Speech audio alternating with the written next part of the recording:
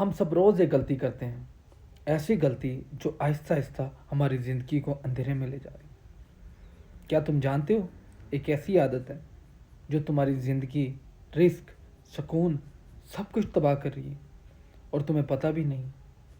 وہ عادت کیا ہے؟ وہ عادت ہے گناہ کو ہلکا سمجھنا۔ ہاں، چھوٹا گناہ سمجھ کر ہم ہنستے ہیں، اگنور کرتے ہیں، لیکن حقیقت یہ ہے کہ اللہ کے نزدیک کوئی بھی گناہ چھوٹا نہیں ہوتا۔ نبی کریم صلی اللہ علیہ وسلم نے فرمایا، یہ انسان کو تباہ کر دیتے ہیں۔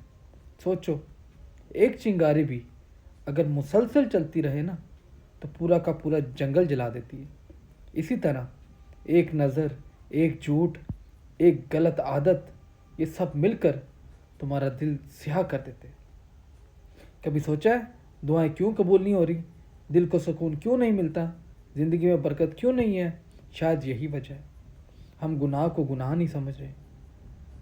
ہم کہتے ہیں یار سبھی سب کرتے ہیں، یہ کرتے ہیں، وہ کرتے ہیں، یہ تو چھوٹی سی بات ہے، لیکن یہی سوچ سب سے بڑا نقصان ہے۔